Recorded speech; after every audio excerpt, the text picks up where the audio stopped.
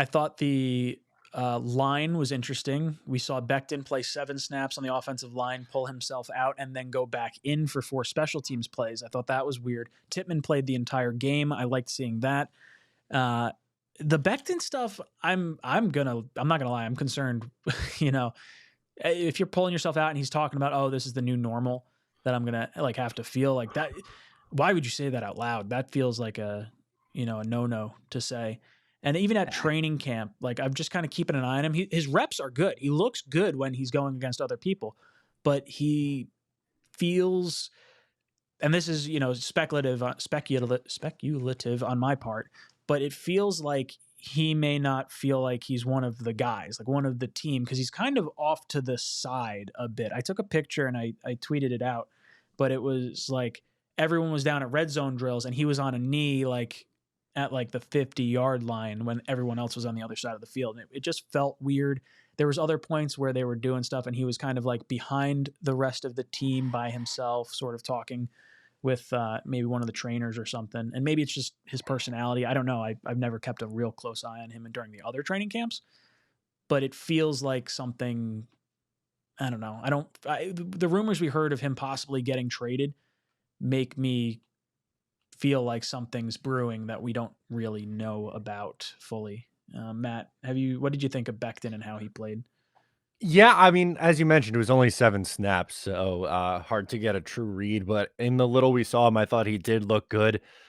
Slightly concerned that we were concerned with the turf and that being an issue, and that's why he came out of the game. I'm curious what the next 3 look like. Like, how much do we get of him this upcoming week in the Panthers game? Can we get a half? Like, is that too much to ask for? Are we going to go from like 7 plays to 10 plays? Like, how big of a jump forward is it? And look, in this competition for a starting spot, I think he has ground to make up because he hasn't been on the field a whole lot yet. And unless that changes in the next couple weeks, I don't think he's going to start. Yeah, Green Bean, how did you feel about Becton during the Hall of Fame game, and what do you kind of maybe make of him, throughout what we've seen so far through camp and Yeah, through the game?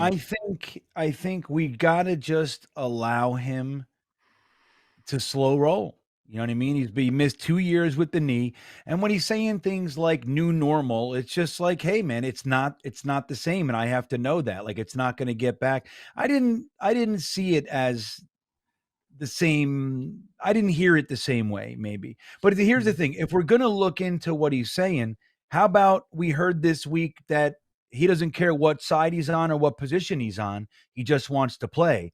That's new too. So we're not talking about that end. That's an immense positive, especially from where we've come from with him. With I am a left tackle, all that jazz. Mhm. So it's like there are positives too. And look, we saw guys slipping all over the place. Mhm. I mean, we saw it happening. The field is notorious for being a little bit less than NFL quality. And why would like, look, if he's feeling it, if he's planting his foot and it's kicking out, and he's like, Mhm. why the hell should I? Why would I? This game means nothing. Like, Mhm. he went out there, he played with the guys. Granted, it was 7 plays, but dude, he looked good.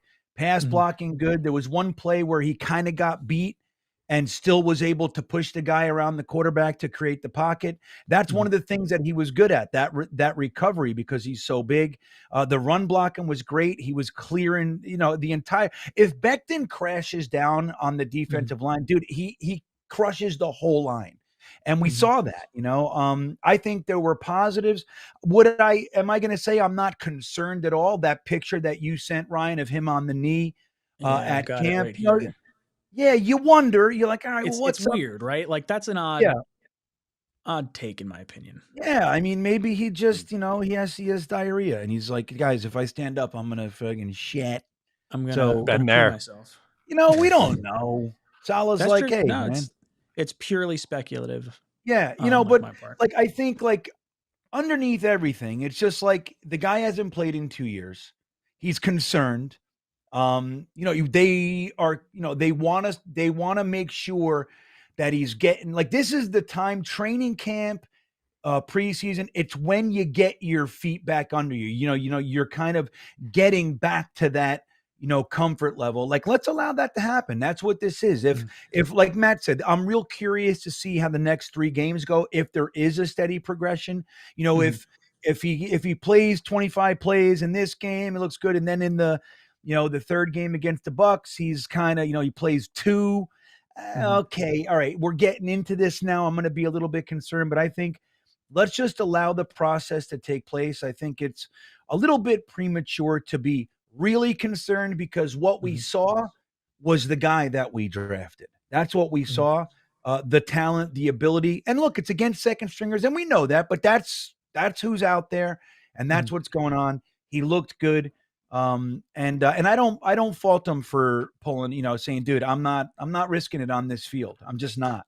And I get it. I was going to say, I hadn't considered the field turf aspect. So if there's any kind of concern there that, he probably right to pull himself out. It's weird that he went back in though. Like, I don't really understand that. That's the weird part, right? For special teams. Yeah. Like if you're tapping yourself out, just tap yourself out totally. Yeah. Right. Like that feels odd to me, and I don't know why. What could be another reason? Like, maybe he's just like, yeah, I'll go in for that because I'm not doing the left tackle dance to the left. I'm not doing all my. Maybe guys aren't going so hard in special teams. They're just kind of like standing up and like, okay, let's see where the kick goes, and like, he just stands up and holds his spot. Right. Yeah. Right. Like you're not jamming people the way you would when you're, kicking back as a left tackle.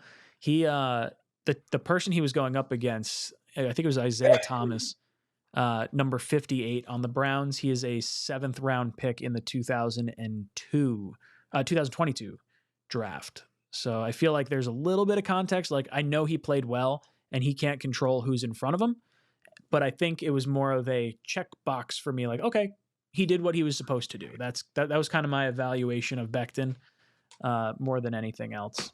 Hey, first step, 7th round pick from 2022, can't beat him. That's it. Now, next we get to a 4th rounder in 2021. You know what I mean? Yeah. Increment. Work our way back. Yeah. Do you